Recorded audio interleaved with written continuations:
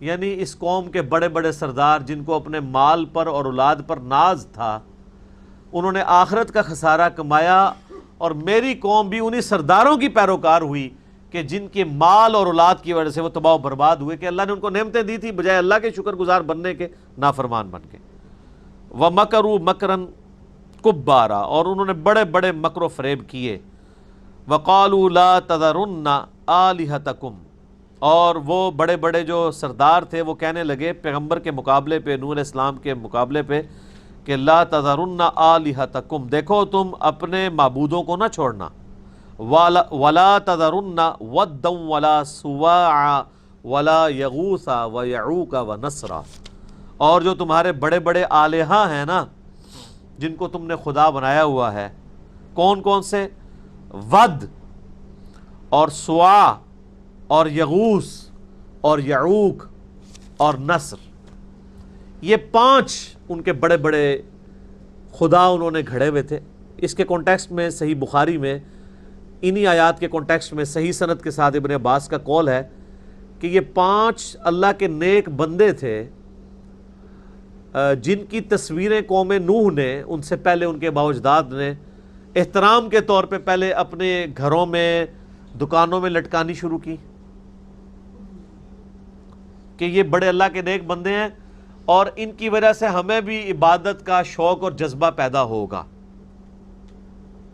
یہ الفاظ پہ ذرا غور کرنا ہے کہ ان کی وجہ سے جب ہم اللہ کے اولیاء اللہ کی تصویریں دیکھیں گے نا تو ہمیں بھی جذبہ پیدا ہوگا، عبادت کا شوق پیدا ہوگا کہ یہ کتنے نیک نیک لوگ تھے۔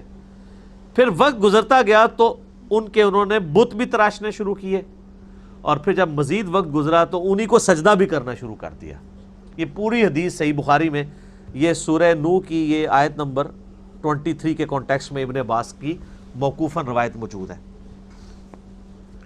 اور نام ذرا دیکھیں کیا ہے، ود، سواع اور یغوث، یہ تو ایک تو ابھی تک چل رہا ہے، یہ غوث یہی ہے، یغوث جس کو مشکل کشا غوث کہتا ہے نا، غوث نہ ہو تو زمین قائم نہیں رہ سکتی۔ تو یہ غوث دیکھیں کب سے ہے، کب سے چل رہا ہے، یہ نام یعنی کامن ہے۔ تو یہ 5 انہوں نے بت بنائے ہوئے تھے اور وہ الٹیمیٹلی ایک اللہ کے نیک بندے تھے۔ اب ذرا اسی کا ریپلیکا اس امت میں آپ دیکھیں کہ یہاں پہ بھی لوگوں سے جب پوچھا جاتا ہے یہ مزارات آپ کیوں بناتے ہیں، وہ کہتے ہیں جی ہم ادھر کوئی بزرگوں سے مانگنے تو نہیں جا رہے ہوتے، یہ بازار اس لیے بنے ہوتے ہیں تاکہ لوگ ادھر جائیں، حاضری دیں، ان کو جذبہ پیدا ہو کہ اللہ کا جو نیک بندہ ہوتا ہے وہ اس کو مرنے کے بعد بھی دنیا یاد کرتی ہے، تو اس طرح ہمیں بھی عبادت کا جذبہ پیدا ہوگا۔ یہ سیم وہی چیز، لیکن پریکٹیکلی اس وقت کیا ہو رہا ہے، وہاں پہ شرکی ہو رہا ہے، ان سے ڈائریکٹلی مانگ رہے ہیں لوگ جا کے۔ وہ کہتے ہیں جی جاہل مانگتے ہیں، سر پڑھے لکھے بھی مانگتے ہیں۔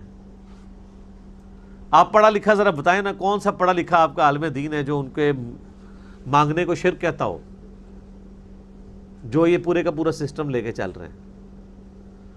الٹیمیٹلی وہی کچھ شروع ہو گیا۔ اسی لیے بخاری اور مسلم دونوں میں حدیث ہے، میں نے اس پہ ایک ڈیٹیل لیکچر دیا ہے، مسئلہ نمبر 27 مزارات، گنبد خضرا، مسجد نبوی، اس کے اوپر۔ اس میں نے بخاری اور مسلم سے حدیث بتائی تھی کہ نبی علیہ السلام کی وفات کے دن تھے، تو نبی علیہ السلام کی 2 بیویاں ام سلمہ اور ام حبیبہ آپس میں گفتگو کر رہی تھی کہ جب ہم حبشہ گئے تھے ہم نے ماریہ نام کا ایک گرجا وہاں پہ دیکھا تھا، تو وہاں پہ کچھ تصویریں بھی لٹکی ہوئی تھی۔ تو نبی علیہ السلام اپنے آخری دنوں میں تھے، بیماری کی حالت میں آپ نے یعنی یہ باتیں جب اپنی بیویوں کی سنی تو اما عائشہ کہتی ہیں نبی علیہ السلام فرمایا یہی تو ان میں خرابی تھی کہ ان میں سے جب کوئی نیک آدمی مر جاتا تھا تو اس کی قبر پہ اس کی تصویریں لٹکا دیتے تھے، پھر قبر پہ سجدے شروع کر دیتے تھے۔ یہ لوگ قیامت والے دن سب سے بدترین مخلوق بنا کے اٹھائے جائیں گے۔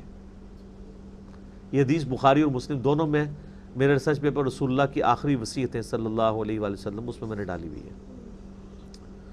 پھر اسی طریقے سے صحیح مسلم میں ایک حدیث ہے کہ نبی علیہ السلام نے اپنی وفات سے 5 دن پہلے صحابہ اکرام کہتے ہیں ہم سے فرمایا تھا کہ دیکھنا اگلی امتوں میں سے جب کوئی نیک شخص یا ان کا پیغمبر فوت ہو جاتا تھا وہ اس کی قبر پہ سجدے شروع کر دیتے تھے، میں تمہیں منع کرتا ہوں کہ میرے ساتھ ایسا نہ کرنا۔ پھر بخاری اور مسلم دونوں میں حدیث ہے، سیدہ عائشہ کہتی ہیں کہ نبی علیہ السلام اپنی وفات کے دنوں میں بار بار اپنے چہرے انور سے چادر کو ہٹاتے تھے تکلیف کی شدت کی وجہ سے، اور پھر فرماتے تھے لعن اللہ یہود والنصارى، اللہ کی لعنت ہو یہودیوں اور نصرانیوں پر، اتخذوا قبور انبیائہم مساجدا، انہوں نے اپنے نبیوں کی قبروں کو سجدہ گاہ بنا لیا تھا۔ اور سیدہ عائشہ کہتی ہیں کہ نبی علیہ السلام اصل میں ہمیں ڈرا رہے تھے کہ میرے ساتھ یہ نہیں کرنا۔ اور پھر اماں عائشہ کے الفاظ ہیں بخاری و مسلم دونوں میں اس حدیث کے ساتھ کہ اگر ہمیں یہ ڈر نہ ہوتا کہ لوگ حضور کی قبر کے ساتھ بھی وہی کام شروع کر دیں گے تو ہم نبی علیہ السلام کی قبر کو زائرین کی زیارت کے لیے کھلا چھوڑ دیتے، یعنی حجرہ بھی ہٹا دیتے، اوپن جگہ پہ قبر رہنے دیتے تاکہ جس کی مرضی وہ آ کے حاضری دے۔ یہ اس لیے نہیں ہم نے کیا کہ لوگ یہ سجدے شروع نہ کر دیں کیونکہ آپ ہمیں ڈرا رہے تھے۔ تو اماں عائشہ حجرے میں ہی وہ رہی ہے قبر ان کے، جس نے قبر پہ حاضری بھی دینی ہوتی تھی وہ اماں عائشہ کی اجازت سے جاتا تھا، تھوڑی دیر کے لیے کنڈی کھولتی تھی، پھر وہ باہر نکال دیا جاتا تھا، یہ مزارات والا جھمگھٹا نہیں رہتا تھا۔ پھر تو خیر وہ بھی ختم ہو گیا، اب اس کو ختم ہوئے بھی 1000 سال سے زیادہ ہو چکے ہیں، اب جتنے لوگ بھی قبر مبارک تک ڈائریکٹ تو کوئی نہیں پہنچتا۔ قبر مبارک کے گرد جو ایک دیوار انہوں نے یعنی ایک گول سی بنائی ہوئی ہے جس کے اندر ساری قبریں ہیں، وہ اس دیوار کے باہر سے ہی حاضری دے کے آ جاتے ہیں، ڈائریکٹ قبر تک نہیں پہنچتے، وہ تو حصار کے اندر ہے۔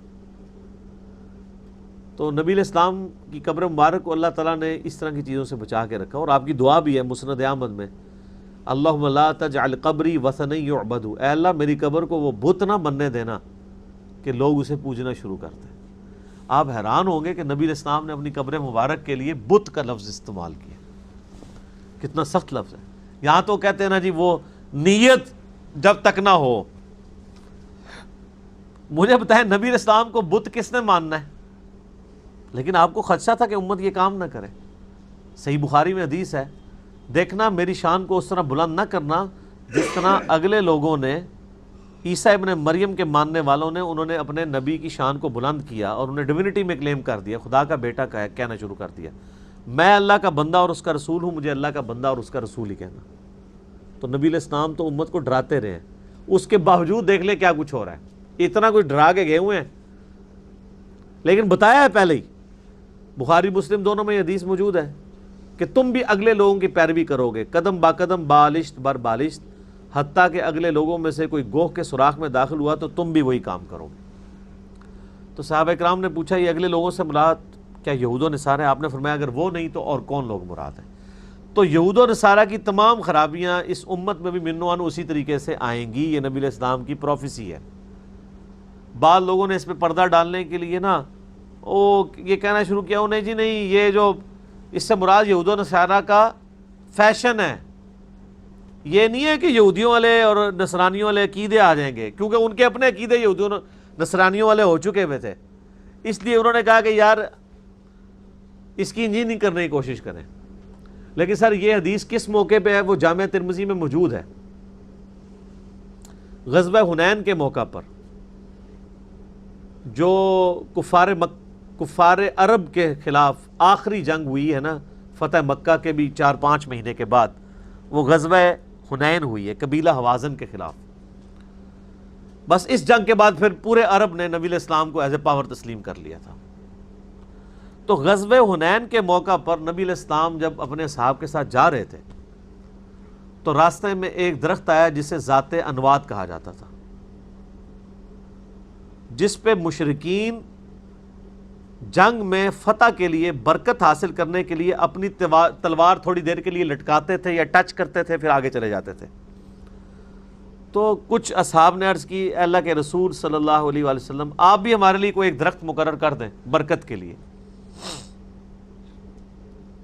ہائے ہائے ہائے، آج دیکھ لیں امت آج تک درختوں کے اوپر جو ہے وہ ٹاکیاں باندھ رہی ہے کپڑے کی، یہ مزارات کے ساتھ درخت لگے ہوئے ہیں نا، اور تو اور آپ چھوڑ دیں فیصل مسجد کے باہر جو ہے وہ ضیاء الحق کا مزار بنا ہوا ہے، اس کے ساتھ جو درخت ہے اس کے اوپر بھی ٹاکیاں لٹکی ہوئی ہیں۔ ہاں، حالانکہ پڑھے لکھے لوگ بھی وہاں جاتے ہیں اور وہاں پہ وہ منتیں مرادیں پوری کر رہے ہیں، حالانکہ ضیاء الحق اپنی ساری خرابیوں کے باوجود توحید کے والے سے اس کا عقیدہ ٹھیک تھا.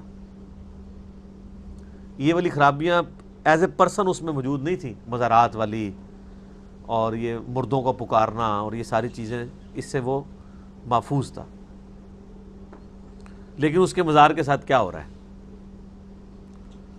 تو جب صحابہ کرام نے عرض کی آپ بھی ہمارے لیے کر دیں، تو آپ علیہ السلام نے کہا اللہ اکبر، سبحان اللہ، سبحان اللہ، اللہ پاک ہے. اس میں محذوف تھا عما یشرکون، جو کچھ شرکیہ چیزیں تم اس کی طرف منسوب کر رہے ہو. آج تو تم نے وہی بات کر دی جو موسیٰ علیہ السلام کے ماننے والوں نے کی تھی. پھر آپ علیہ السلام نے سورۃ الاعراف کی آیت نمبر 138 تلاوت کی وہاں پہ، کہ جب قوم موسیٰ علیہ السلام کے ساتھ ایک جگہ سے گزری جہاں پہ کچھ لوگ بتوں پر اعتکاف کیے ہوئے تھے، تو انہوں نے کہا کہ اے موسیٰ ہمارے لیے بھی کوئی بت مقرر کر دیں ہمارے رب کا کہ ہم اس پر دھیان کر کے اعتکاف کریں. تو حضرت موسیٰ علیہ السلام نے کہا جاہل قوم، میں اللہ کی پناہ میں آتا ہوں اس جاہل قوم کے اگینسٹ. آپ دیکھیں پیغمبر موجود ہے، توحید راسخ ہے، پھر بھی وہ پیغمبر کو کہہ رہے ہیں ایک بت ہمیں بنا دے. یعنی دل کاری آتا ہے نا. وہ اکثر لوگ کہتے ہیں نا جناب ہم محرم میں یا میلاد میں جب اوٹ پٹانگ کام کر رہے ہوتے ہیں نا، تھوڑا بہت ساڈا بھی دل کرتا ہی ہے. یہ میں آپ کو ایگزامپل پیش کر رہا ہوں، یہ آپ کا کوئی قصور نہیں ہے. پیغمبر کے ساتھیوں کا بھی دل کرتا تھا کہ تھوڑا بہت ہم یہ بھی کام ہم بھی کر لیں. ان کاموں میں مزے ہی بڑے ہیں نا، ظواہر ہے نا، لیکن یہی تو آزمائش ہے. تو نبی علیہ السلام نے کہا کہ جس طرح موسیٰ علیہ السلام کے ساتھیوں نے شرک کے لیے ایک راستہ چور تلاش کر لیا تھا اپنی، میں نہیں یہ کہتا ہوں کہ وہ انہوں نے جان بوجھ کے کیا، یعنی اپنی کمزوری کی وجہ سے، تو تم نے بھی وہی کام شروع کر دیا. پھر آپ نے فرمایا کہ تم بھی اگلے لوگوں کی پیروی کرو گے، قدم بقدم، بالشت بر بالشت، حتیٰ کہ اگلے لوگوں میں سے کوئی کوہ کے سوراخ میں داخل ہوا تم بھی وہی کام کرو گے. یہ جو حدیث بخاری مسلم میں آئی تھی، اس کا شان نزول کہہ لیں یا شان فرمان ہمیں ترمذی سے پتہ چل گیا کہ یہ اس موقع پہ آپ نے فرمایا تھا. تو وہ فیشن کی بات نہیں ہو رہی تھی. عقیدہ توحید کے خلاف جو ایک شرکی ایکٹیویٹی جو صحابہ کرام میں سے چند لوگوں نے نبی علیہ السلام سے ڈیمانڈ کی کہ ایک درخت مقرر کر دیں برکت کے لیے، اس کے موقع پہ آپ نے فرمایا تھا جس طرح موسیٰ علیہ السلام کے ساتھیوں نے اللہ کا بت بنانے کی ڈیمانڈ کی تھی موسیٰ علیہ السلام سے، تم نے مجھ سے درخت مانگ لیا ہے. حالانکہ انالوجی کو نہیں بنتی ہے ڈائریکٹلی، انہوں نے تو خدا کا بت مانگا تھا. تو کیا صحابہ کرام نے کوئی خدا کا ایکویلنٹ درخت مانگا تھا برکت کے لیے؟ تو اصل میں امام الموحدین صلی اللہ علیہ وآلہ وسلم نے امت کو یہ عقیدہ دیا ہے کہ توحید کا مسئلہ بڑا سینسٹیو ہے. جو چیز بھی شرک کی طرف لے جاتی ہے، چاہے ڈائریکٹلی لے کے جاتی ہو یا انڈائریکٹلی، وہ منع ہے. آپ کے علماء آپ کو بے شک کہانیاں کراتے رہے، نہیں وہ ایک ذاتی ہوتا ہے، قطعی ہوتا ہے، ایک مستقل بذات ہوتا ہے، ایک غیر مستقل بذات ہوتا ہے، ٹھیک ہے جی، ایک محدود ہوتا ہے، ایک لامحدود ہوتا ہے. اے بوجھ پاؤ ساریاں شیواں. نبی علیہ السلام نے صرف ایک درخت مقرر کرنے کو کہہ دیا کہ یہ بت مقرر کروا رہے ہو تم مجھ سے. کس کو کہا؟ صحابہ کرام کو. آپ نے اتنی احتیاط کی، اور اللہ کا شکر ہے کہ یہ فرامین اور قرآن پاک محفوظ ہے، تبھی پوری امت گمراہ نہیں ہوئی. ادروائز یہ امت بھی اسی ٹریک کے اوپر 100% چل پڑتی جس طرح اگلے لوگ تھے. یہاں پہ بھی گمراہیاں آئی ہیں، لیکن ایسا نہیں ہوا کہ پوری کی پوری قوم نے شرک کرنا شروع کر دیا ہو، پوری امت ہی شرک میں مبتلا ہو گیا ہو. اللہ تعالیٰ نے ابھی بھی دنیا میں لاکھوں لوگ ایسے ہیں جو توحید کے معاملے میں اتنے سینسٹیو ہیں کہ ان میں وہی توحید پائی جاتی ہے جو نبی علیہ السلام کی موجودگی میں آپ کے تربیت یافتہ صحابہ کرام میں جو قرآن کی توحید نبی علیہ السلام نے کوٹ کوٹ کے بھری تھی نا، وہی ان کے اندر آج بھی پائی جاتی ہے، اور بالکل کمپرومائز کرنے کے لیے تیار نہیں ہوتے. تو بات کہاں سے کہاں نکل گئی کہ یہ قوم نوح کے بھی نیک بندے تھے جن کی شروع میں تصویریں لٹکائی گئیں، اور اس لیے کہ جی جناب یہ بڑی برکت ہوگی، ان کو دیکھ دیکھ کے ہمیں بڑا جذبہ پیدا ہوگا. کہتے ہیں اولیاء کی زیارت کے لیے جایا کریں، ان کے مزارات کی زیارت کے لیے بڑا جذبہ پیدا ہوگا. کیا جذبہ پیدا ہوگا؟ اب تو نہ آپ کی وہاں پہ، یعنی پہلے تو عزتیں محفوظ نہیں تھیں، اب تو آپ کی جانیں بھی محفوظ کوئی نہیں ہے۔ دیکھ لیں آپ پچھلے دنوں جو لاہور میں ہوا ہے، تو اب تو لوگوں کی جانیں بھی محفوظ نہیں رہی ہیں۔ پہلے تو یہ آئے دن خبریں ملتی تھی کہ فلاں مزار سے جو ہے وہ کسی کی بیوی اغوا ہو گئی ہے، کسی کی بچی اغوا ہو گئی ہے، وہ حاضری دینے کے لیے گئی ہے لیکن وہاں سے اغوا ہو گئی۔ نہ حکومت بچا سکی، نہ روحانی حکومت بچا سکی، نہ جسمانی حکومت بچا سکی۔ جسمانی حکومت کون سی؟ یعنی ہمارے جو پولیس والے، رینجرز اور سیکیورٹی گارڈز وغیرہ بیچارے۔ اور روحانی حکومت وہ کہتے ہیں جی وہ پنجاب جڑا ہے فلانی گدی دے والے ہے، پنڈی فلانی گدی دے والے ہے، کراچی فلانی گدی دے والے ہے، اور روحانی حکومتیں بھی کوئی نہیں بچا سکتی ہیں۔ اور لوگوں کی نہ عزتیں محفوظ ہیں اور نہ پہ وہاں پہ لوگوں کی جان اور مال محفوظ ہے۔ میرے خیال ہے اب بھی اگر کسی کو سمجھ نہ آئے تو اس کو اپنی عقل کا علاج کروانا چاہیے۔ اچھا وہ آپ کو پتہ ہے نا، کچھ سال پہلے وہ 11 ستمبر کے دن کعبہ شریف میں ایک کرین گری تھی اور کچھ وہاں پہ حاجی جو ہیں وہ یا عمرہ کرنے والے زائرین وہ شہید ہو گئے تھے۔ تو وہ مزارات پہ بم پھٹنے والی جو پارٹی ہے نا، وہ بڑی خوش ہوئی تھی اس دن۔ ہاں بہت خوش ہوئی تھی، لیکن وہ اپنی خوشی کا ڈائریکٹ اظہار تو نہیں کر سکتے نا۔ ہاں جی، کلپ ان کے آئے، ان کی پھر فیس بک پہ پوسٹیں آئیں کہ ہاں جی جو ہمیں کہتے تھے کہ یہ جو بزرگان دین ہیں یہ قبروں کی حفاظت نہیں کرتے ہیں، تو تمہارے خدا نے کدھر کعبے کی حفاظت کر لی ہے۔ ہاں یہ باقاعدہ علماء کے ویڈیو کلپس موجود ہیں۔ اچھا اس سے ایک بات تو پتہ چل گئی کہ انہوں نے مان لیا کہ خدا ہمارا ہے اور بابے ان کے ہیں۔ سر مہربانی، ہم پہلے ہی کہتے ہیں وہ خدا آپ کا نہیں ہے۔ ویسے پیدا کرنے میں تو آپ کا کریٹر ہے، وہ تو ہندو سکھ عیسائی سب کا ہی خدا ہے، وہ ان معنوں میں تو سب کا خدا ہے، وہ شیطان کا بھی رب ہے۔ لیکن آن کرنے کے اعتبار سے آپ اس کو اس طریقے سے آن کرنے کے لیے تیار نہیں جس طرح ہم آن کرتے ہیں۔ تو لوگ اکثر پوچھتے رہتے ہیں جی اس کا کوئی جواب دیں، جواب دیں۔ جواب کیا دینا ہے میرے بھائی؟ اللہ تعالیٰ کا تو کہیں دعویٰ ہی نہیں ہے کہ کوئی بسم اللہ پڑھ کے ساکٹ میں 2 انگلیاں دے دے تو اسے کرنٹ نہیں لگے گی۔ اللہ کا کہیں یہ دعویٰ ہی نہیں ہے کہ خانہ کعبے کی میں حفاظت کروں گا۔ کس آیت اور حدیث میں لکھا ہے کہ کعبے کی حفاظت کی جائے گی؟ ایک ابرا کے لشکر سے حفاظت ہوئی، وہ تاریخ انسانی میں ایک ہی واقعہ ہے، نہ اس سے پہلے ہوا ہے نہ اس کے بعد، اور وہ اس لیے کہ اس سال کو اللہ نے یادگار بنانا تھا، اس سال نبی علیہ السلام کی پیدائش ہونی تھی، تو ایک غیر معمولی معجزہ کیا گیا۔ اس کے بعد کیا یزید کے دور کے اندر خانہ کعبے کے اوپر چڑھائی نہیں ہوئی ہے، جس میں کعبے کی دیوار بھی جل گئی؟ صحیح مسلم میں آتا ہے غلاف کعبہ جل گیا۔ اس کے بعد عبد الملک بن مروان کے دور میں حجاج بن یوسف نے چڑھائی کی،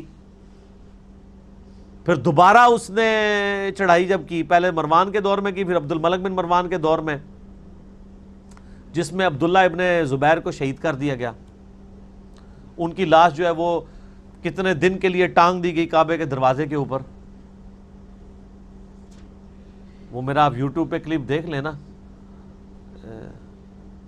حجاج ابن یوسف کے اوپر، آپ یوٹیوب پہ حجاج ابن یوسف میرا نام لکھیں تو کلپ سامنے آ جائے گا، پوری ڈیٹیل میں نے صحیح مسلم شریف سے بتائی ہے۔